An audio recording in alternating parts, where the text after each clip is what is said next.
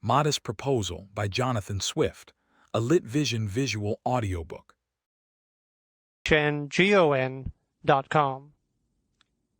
A modest proposal for preventing the children of poor people in Ireland from being a burden to their parents or country, and for making them beneficial to the public. By Jonathan Swift, 1729. It is a melancholy object to those who walk through this great town or travel in the country, when they see the streets, the roads, and cabin doors crowded with beggars of the female sex, followed by 3, 4, or 6 children, all in rags, and importuning every passenger for an alms. These mothers, instead of being able to work for their honest livelihood, are forced to employ all their time in strolling to beg sustenance for their helpless infants, who, as they grow up, will either turn thieves for want of work, or leave their dear native country to fight for the Pretender in Spain, or sell themselves to the Barbados. I think it is agreed by all parties that this prodigious number of children in the arms, or on the backs, or at the heels of their mothers, and frequently of their fathers, is, in the present deplorable state of the kingdom, a very great additional grievance, and therefore whoever could find out a fair, cheap, and easy method of making these children sound, useful members of the Commonwealth, would deserve so well of the public as to have his statue set up for a preserver of the nation.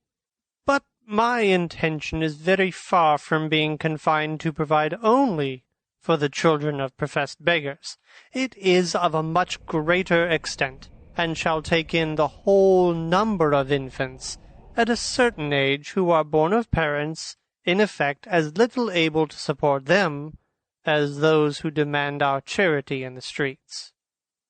As to my own part, having turned my thoughts for many years upon this important subject, and maturely weighed the several schemes of other projectors, I have always found them grossly mistaken in the computation. It is true, a child just dropped from its dam may be supported by her milk for a solar year with little other nourishment, at most not above the value of 2 silver, which the mother may certainly get, or the value in scraps, by her lawful occupation of begging, and it is exactly at 1 year old that I propose to provide for them, in such a manner as, instead of being a charge upon their parents or the parish, or wanting food and raiment for the rest of their lives, they shall on the contrary contribute to the feeding, and partly to the clothing of many thousands. There is, likewise, another great advantage in my scheme, that it will prevent those voluntary abortions, and that horrid practice of women murdering their bastard children, alas, too frequent among us, sacrificing the poor innocent babes, I doubt, more to avoid the expense than the shame, which would move tears and pity in the most savage and inhuman breast. The number of souls in this kingdom being usually reckoned 1.5 million, of these I calculate there may be about 200,000 couple whose wives are breeders, from which number I subtract 30,000 couples who are able to maintain their own children,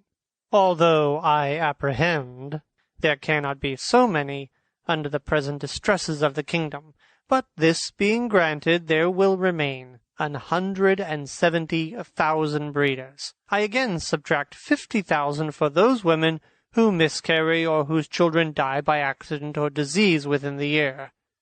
There only remains 120,000 children of poor parents annually born.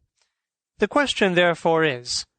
how this number shall be reared and provided for, which, as I have already said, under the present situation of affairs, is utterly impossible by all the methods hitherto proposed. for we can neither employ them in handicraft or agriculture. We neither build houses, I mean in the country, nor cultivate land. They can very seldom pick up a livelihood by stealing till they arrive at 6 years old, except where they are of towardly parts, although I confess they learn the rudiments much earlier, during which time they can, however, be properly looked upon only as probationers, as I have been informed by a principal gentleman in the country of Cavan, who protested to me that he never knew above 1 or 2 instances under the age of 6, even in a part of the kingdom so renowned for the quickest proficiency in that art. I am assured by our merchants that a boy or a girl before 12 years old is no saleable commodity, and even when they come to this age they will not yield above 3 pounds, or 3.5 crowns at the most on the exchange, which cannot turn to account either to the parents or kingdom the charge of nutriment and rags having been at least 4 times that value. I shall now, therefore, humbly propose my own thoughts, which I hope will not be liable to the least objection. I have been assured by a very knowing American of my acquaintance in London that a young, healthy child, well nursed, is at a year old a most delicious, nourishing, and wholesome food, whether stewed, roasted, baked, or boiled, and I make no doubt that it will equally serve in a fricassee or a ragout. I do, therefore, humbly offer it to public consideration that of the 120,000 children already computed, 20,000 may be reserved for breed, whereof only 1/4 part to be males, which is more than we allow sheep, black cattle, or swine, and my reason is, that these children are seldom the fruits of marriage, a circumstance not much regarded by our savages, therefore 1 male will be sufficient to serve for females, that the remaining 100,000 may, at a year old, be offered in sale to the persons of quality and fortune throughout the kingdom, always advising the mother to let them suck plentifully in the last mouth, so as to render them plump and fat for a good table. A child will make 2 dishes at an entertainment for friends, and when the family dines alone, the fore or hind quarter will make a reasonable dish, and seasoned with a little pepper or salt, will be very good boiled on the 4th day, especially in winter. I have reckoned upon a medium that a child just born will weigh 12 pounds, and in a solar year, if tolerably nourished, increaseth to 28 pounds. I grant this food will be somewhat dear, and therefore very proper for landlords who, as they have already devoured most of the parents, seem to have the best title to the children. Infant's flesh will be in season throughout the year, but more plentiful in March and a little before and after, for we are told by a grave author, an eminent French physician, that fish being a prolific diet, there are more children born in Roman Catholic countries about 9 months after Lent than at any other season. Therefore, reckoning a year after Lent, the markets will be more glutted than usual, because the number of popish infants is at least 3 to 1 in this kingdom,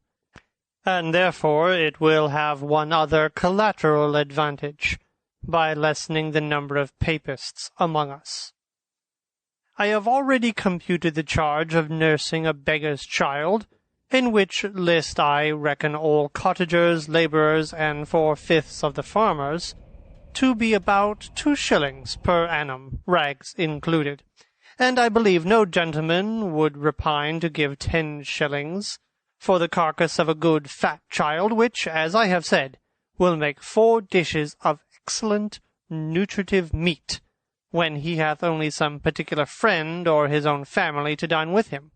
Thus the squire will learn to be a good landlord, and grow popular among his tenants. The mother will have 8 shillings net profit, and be fit for work till she produces another child.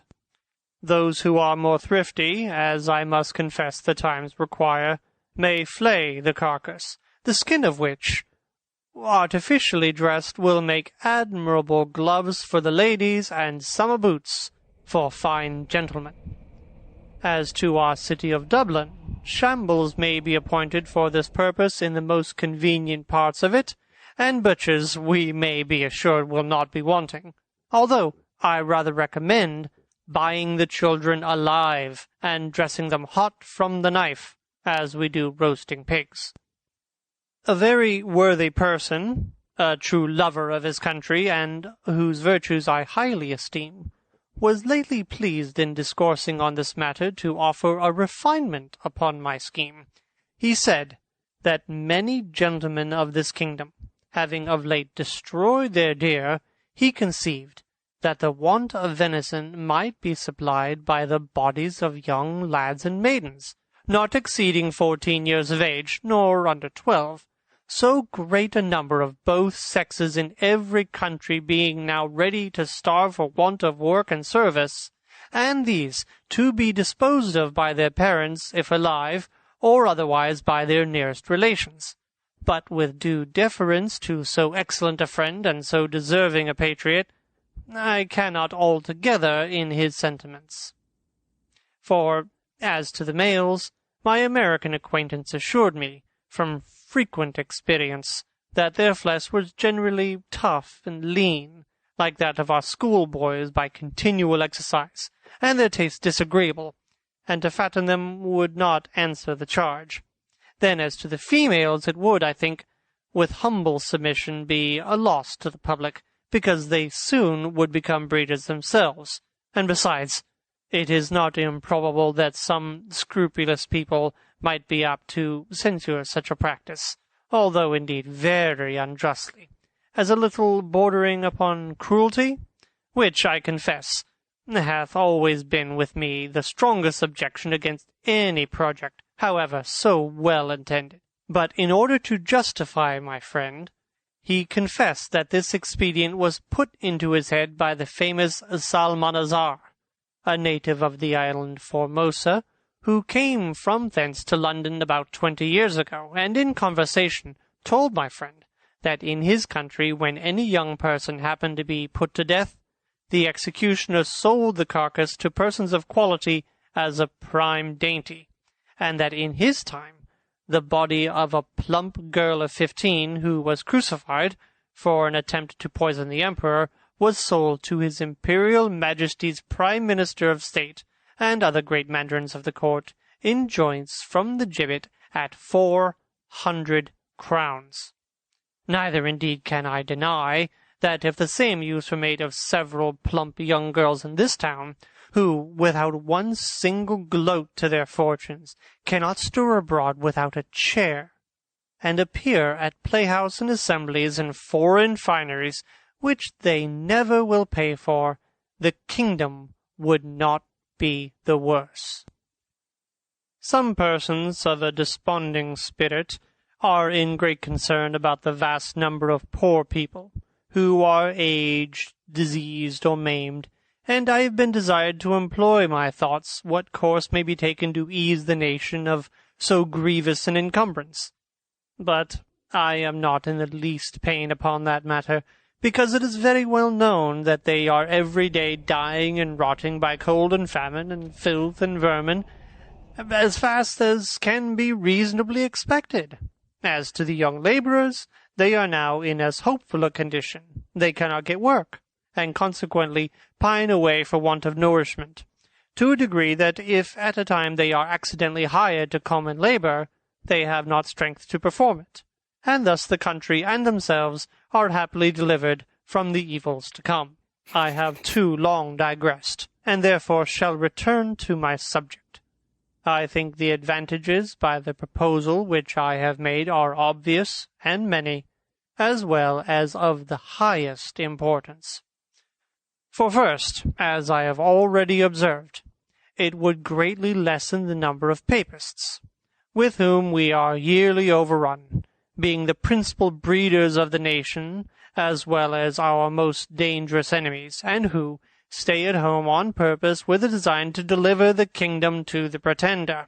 hoping to take their advantage by the absence of so many good Protestants, who have chosen rather to leave their country than stay at home and pay tithes against their conscience to an episcopal curate. Secondly, the poorer tenants will have something valuable of their own, which by law may be made liable to distress and help to pay their landlord's rent, their corn and cattle being already seized, and money a thing unknown. Thirdly, whereas the maintenance of 100,000 children from 2 years old and upward cannot be computed at less than 10 shillings apiece per annum, the nation's stock will be thereby increased £50,000 per annum, besides the profit of a new dish introduced to the tables of all gentlemen of fortune in the kingdom who have any refinement in taste,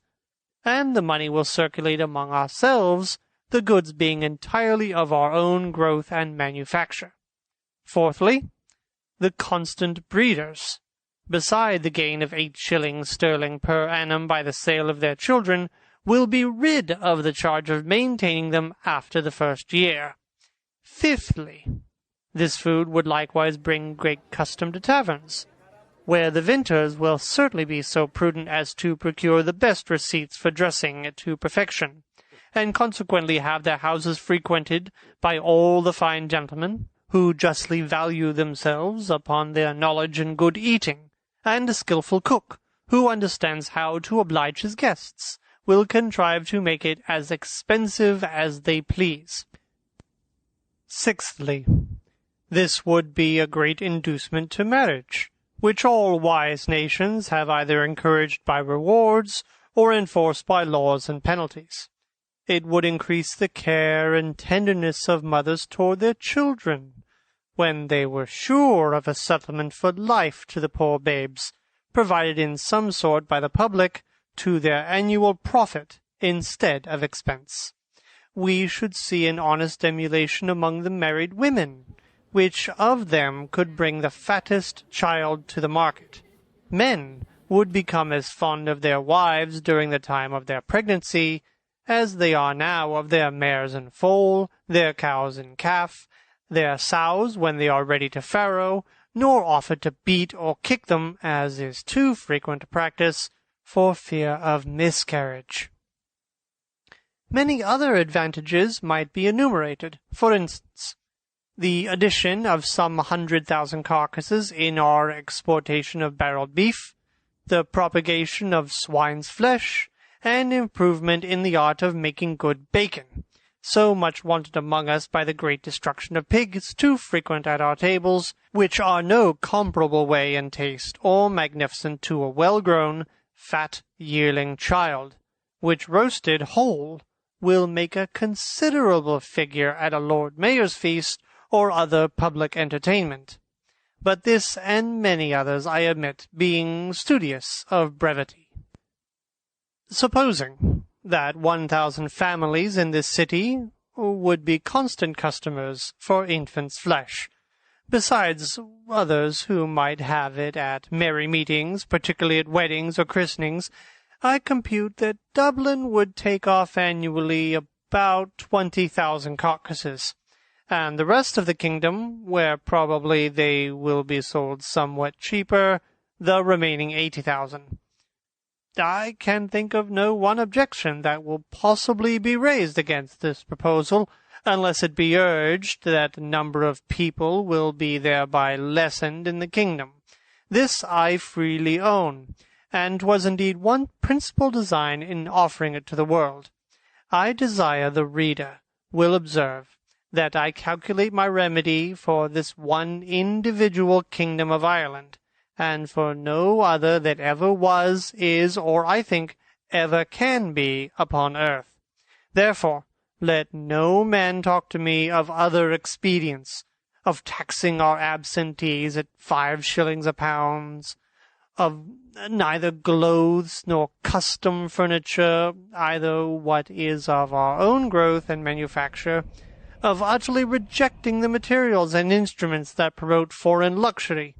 of curing the expensiveness of pride, vanity, idleness, of gaming in our women, of introducing a vein of parsimony, prudence, and temperance, of learning to love our country, wherein we differ even from Laplanders and the inhabitants of Topinamboo, of quitting our animosities and factions, nor acting any longer like the Jews, who were murdering one another at the very moment their city was taken, of being a little cautious not to sell our country in consciousness for nothing, of teaching landlords to have at least one degree of mercy toward their tenants, lastly, of putting a spirit of honesty, industry, and skill into our shopkeepers, who, if a resolution could now be taken to buy only our native goods, would immediately unite to cheat and exact upon us in the price, the measure, and the goodness, nor could ever yet be brought to make one fair proposal of just dealing,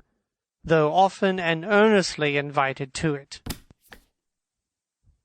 Therefore, I repeat, let no man talk to me of these and the like expedients, till he hath at least some glimpse of hope,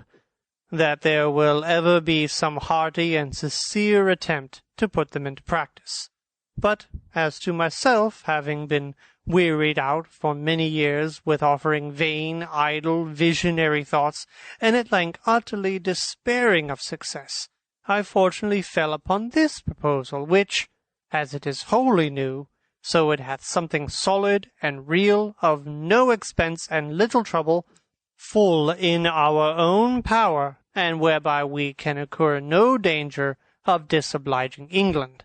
For this kind of commodity will not bear exportation, and flesh being of too tender a consistence to admit a long continuance in salt, although perhaps I could name a country which would be glad to eat up our whole nation without it.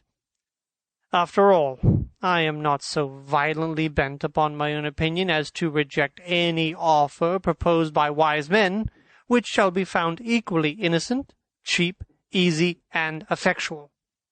But before something of that kind shall be advanced in contradiction to my scheme, and offering a better, I desire the author or authors will be pleased maturely to consider 2 points. First, as things now stand, how they will be able to find food and raiment for 100,000 useless mouths and backs. And secondly, there being a round million of creatures in human figure throughout this kingdom, whose whole subsistence put into common stock would leave them in debt 2 millions of pounds sterling,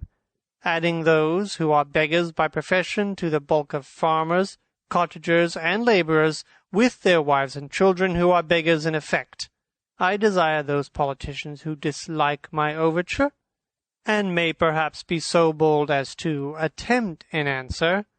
that they will first ask the parents of these mortals, whether they would not at this day think it a great happiness to have been sold for food, at a year old in the manner I prescribe, and thereby have avoided such a perpetual scene of misfortunes as they have since gone through by the oppression of landlords, the impossibility of paying rent without money or trade, the want of common sustenance, with neither house nor clothes to cover them, for the inclemencies of weather, and the most inevitable prospect of entailing the like, or greater miseries, upon their breed for ever. I profess, in the sincerity of my heart, that I have not the least personal interest in endeavoring to promote this necessary work, having no other motive than the public good of my country, by advancing our trade, providing for infants, relieving the poor, and giving some pleasure to the rich. I have no children, by which I can propose to get a single penny, the youngest being 9 years old, and my wife past child-bearing. The end. This has been a LibriVox recording of A Modest Proposal by Jonathan Swift, 1729. Thank you for listening. Subscribe and like for more visual audiobooks.